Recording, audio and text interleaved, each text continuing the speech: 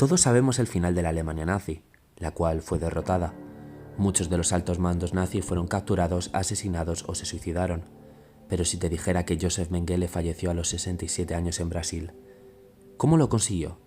¿Cómo pudo escabullirse entre las sombras?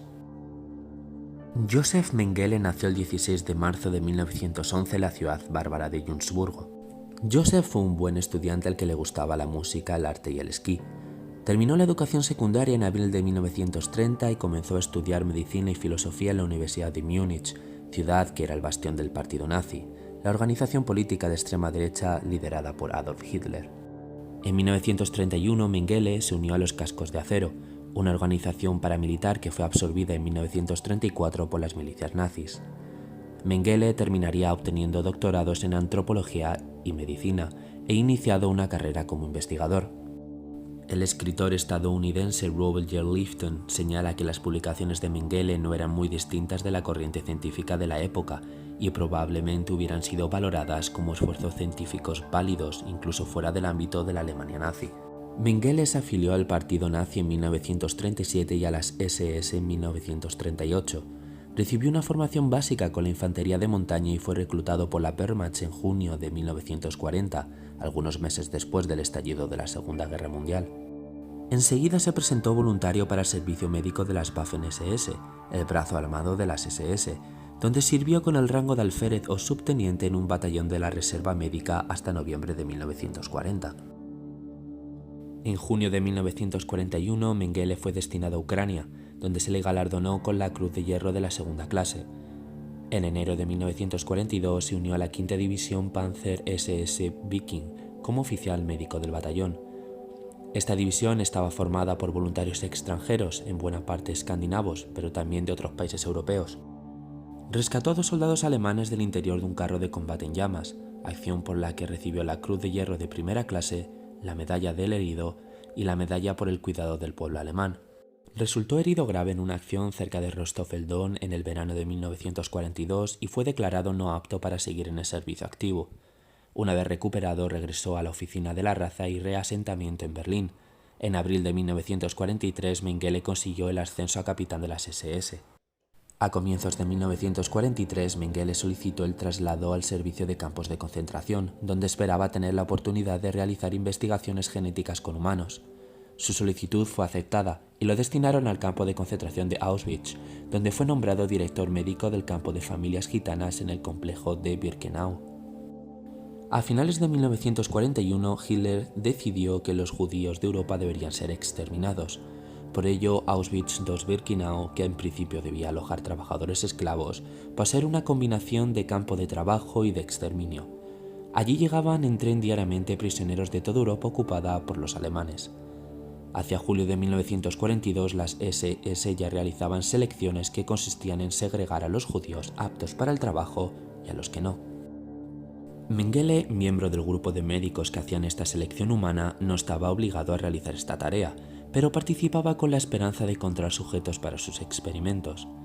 Estaba particularmente interesado en hallar hermanos gemelos, y al contrario que otros médicos que consideraban la tarea estresante y horrible, Mengele la realizaba con total soltura, con aires extravagantes, a menudo sonriendo, muy acicalado o silbando una melodía. Joseph visitaba semanalmente los barracones del hospital y enviaba a la cámara de gas a los presos que no se habían recuperado después de 2 semanas en la cama. También formaba parte del grupo de médicos responsable de administrar el Zyklon B, el pesticida a base de cianuro que se usaba para matar a los prisioneros en las cámaras de gas de Birkenau. Mengele aprovechó su estancia en Auschwitz como una oportunidad para continuar con sus estudios antropológicos y sus investigaciones sobre herencia genética, usando prisioneros del campo de concentración para experimentar con humanos. Estos experimentos no tuvieron para nada en cuenta la salud, seguridad o sufrimiento físico y emocional de las víctimas. Mengele estaba especialmente interesado en los gemelos idénticos, gente con heterocromía, enanos y sujetos con anomalías físicas. Cuando Mengele visitaba a los niños, él mismo se presentaba como el tío Mengele y les ofrecía caramelos. A pesar de ello, fue responsable de la muerte de un número desconocido de víctimas que él mismo mató a través de inyecciones letales, disparos, golpes y por medio de experimentos mortales. Los experimentos de Mengele con los ojos incluyeron intentos de cambiar el color del iris a través de la inyección de sustancias químicas y el asesinato de personas con heterocromía para extraer sus glóbulos oculares y enviarlos a Berlín para su análisis. A los enanos y a las personas con anomalías físicas les tomaba mediciones corporales, les extraía sangre y dientes sanos y les administraba de forma innecesaria drogas y rayos X. Mengele y otros médicos de Auschwitz fueron transferidos el 17 de enero de 1945 al campo de concentración de Gross-Rosen. Allí se llevó 2 cajas con especímenes y los registros de sus experimentos, mientras que el resto de los documentos médicos del campo fueron destruidos por las SS. El Ejército Rojo capturó Auschwitz el 27 de enero de 1945. Mengele huyó de Gross-Rosen el 18 de febrero, una semana antes de la llegada de los soviéticos, y viajó hacia el oeste disfrazado de un oficial de la Wehrmacht. Después, él y toda su unidad se apresuraron hacia el oeste para evitar caer en manos de las tropas soviéticas, y en junio acabó hecho prisionero de guerra por el ejército estadounidense. Mengele fue registrado en principio con su nombre auténtico, pero por culpa de la desorganización de los aliados con la lista de los alemanes más buscados y por el hecho de que no tenía el habitual tatuaje de las SS con un grupo sanguíneo, no lo identificaron como uno de los nombres de la lista de los principales criminales de guerra. Joseph fue liberado a finales de julio y obtuvo documentación falsa bajo el nombre de Fritz Ullmann, documentos que él después alteró para cambiarse el nombre a Fritz Hollmann. Después de varios meses huyendo, en los que tuvo tiempo de internarse en el territorio controlado por los soviéticos para recuperar sus archivos de Auschwitz, Mengele encontró trabajo como granjero cerca de Rosenheim. Temiendo ser capturado, juzgado y condenado a muerte, huyó de Alemania el 17 de abril de 1949. Ayudado por una red de antiguos miembros de las SS, Mengele viajó hasta Génova y allí obtuvo un pasaporte bajo el alias de Helmut Gregor, falso miembro del Comité Internacional de la Cruz Roja. Navegó a Argentina en julio, pero su esposa rehusó acompañarlo, y ambos se divorciaron en 1954. En Buenos Aires, Mengele trabajó como carpintero y vivió en una pensión en el partido de Vicente López. Después de unas semanas se trasladó a la casa de un simpatizante de los nazis en el acomodado barrio de Florida, y a continuación trabajó como agente comercial para la empresa de maquinaria agrícola de su familia. En 1956, Mengele obtuvo una copia de su partida de nacimiento a través de la Embajada de Alemania Occidental y se le concedió un permiso de residencia en Argentina con su nombre real. Con ese documento consiguió un pasaporte de la Alemania Occidental, también con su nombre auténtico, y emprendió un viaje a Europa. Después de regresar a Argentina en septiembre, Mengele siguió viviendo con su nombre verdadero. Marta, su cuñada viuda, y su hijo Karl-Heinz se reunieron en el país americano con él un mes después, y los 3 se instalaron juntos. Joseph y Marta se casaron durante unas vacaciones en Uruguay en 1958 y adquirieron una casa en la capital argentina. En 1959 consiguió la ciudadanía argentina con el nombre de José Mengele. Marta y Karl-Heinz vivieron en una pensión de la ciudad hasta que en diciembre de 1960 regresaron a Alemania. El nombre de Mengele se mencionó varias veces durante los juicios de Nuremberg, pero las naciones aliadas estaban convencidas de que había muerto. Su primera esposa Irene y su familia también dijeron que había fallecido.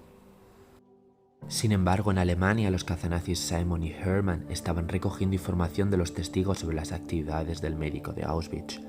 Durante una búsqueda de los archivos públicos, Hermann se topó con el acta de divorcio de Mengele y una dirección de Buenos Aires, por lo que él y Simon contactaron el 5 de junio de 1959 con las autoridades de la Alemania Occidental para que emitieran una orden de detención y se iniciara el trámite de extradición. En principio, Argentina rechazó la solicitud porque el fugitivo ya no vivía en la dirección que indicaban los documentos, y para cuando se aprobó la extradición el 30 de junio de 1960, Mengele había huido a Paraguay, donde estaba viviendo en una granja cerca de la frontera con Argentina. En mayo de 1960, Isser Harel, director del Mossad, lideró personalmente la operación de captura de Adolf Eichmann en Buenos Aires. Su esperanza era localizar también a Joseph Mengele y llevarlo a juicio en Israel. En el interrogatorio, Eichmann dio la dirección de una pensión de la capital argentina que habían usado como piso franco varios fugitivos nazis. Los israelíes pusieron la casa bajo vigilancia, pero ni Mengele ni nadie de su familia aparecieron por allí. El cartero del barrio les dijo que, aunque seguía recibiendo correspondencia con su nombre real, Mengele se había mudado sin dejar una dirección de reenvío postal. Desgraciadamente para Mengele, cuando la Alemania Occidental ofreció una recompensa por su captura y la prensa se hizo eco de sus actividades durante la guerra, Mengele decidió cambiar la residencia una vez más. Vivió con Gerhard, simpatizante nazi, en su granja cercana a Sao Paulo hasta que encontraron un hogar más cómodo en la casa de los expatriados húngaros Geza y Gita Stammer. En un principio, Gerhard le dijo a los Stammer que el nombre de Mengele era Peter, pero descubrieron su verdadera identidad en 1963. Gerhard les convenció que no revelaran la localización del médico alemán a las autoridades, diciéndoles que podrían tener problemas por haber cobijado a un fugitivo. Las autoridades de la Alemania Occidental sospechaban de la nueva residencia de Mengele y ampliaron su solicitud de extradición a Brasil en febrero de 1961. Mientras tanto, uno de los agentes del Mossad que participaron en la exitosa detención de Eichmann fue colocado al frente de un equipo de agentes con la misión de encontrar a Mengele y llevarlo a juicio en Israel. Pero la complicada logística necesaria para la captura, los recortes presupuestarios y la necesidad de Israel en centrarse en el deterioro de sus relaciones con Egipto obligaron al jefe del Mossad a poner fin a esta operación en 1962. Mengele y el matrimonio Stammer compraron una casa en el territorio cercano de Caeiras en 1969, de la cual el alemán pagó la mitad. Cuando Gerhard regresó a Alemania en 1971 en busca de tratamiento médico para su mujer y su hijo, ambos gravemente enfermos, le entregó sus documentos de identidad a Mengele. Los Stammer rompieron su relación con Mengele en 1974 y compraron una casa en Sao Paulo, a la cual el alemán no fue invitado. La salud de Mengele se estaba deteriorando paulatinamente desde 1972 y en 1976 sufrió un infarto cerebral. Parecía de hipertensión y una infección en el oído que le producía vértigos. Durante una visita a su amigo Gerhard en la localidad costera de Bertioga el 7 de febrero de 1979, Mengele sufrió otro infarto cerebral mientras nadaba en el mar y se ahogó. Fue enterrado en el municipio brasileño de Embu das Artes con el nombre de la identidad falsa que estaba utilizando desde 1975. Espero que os haya gustado este vídeo. Podéis suscribiros, dejar un like y un comentario. Hasta la próxima.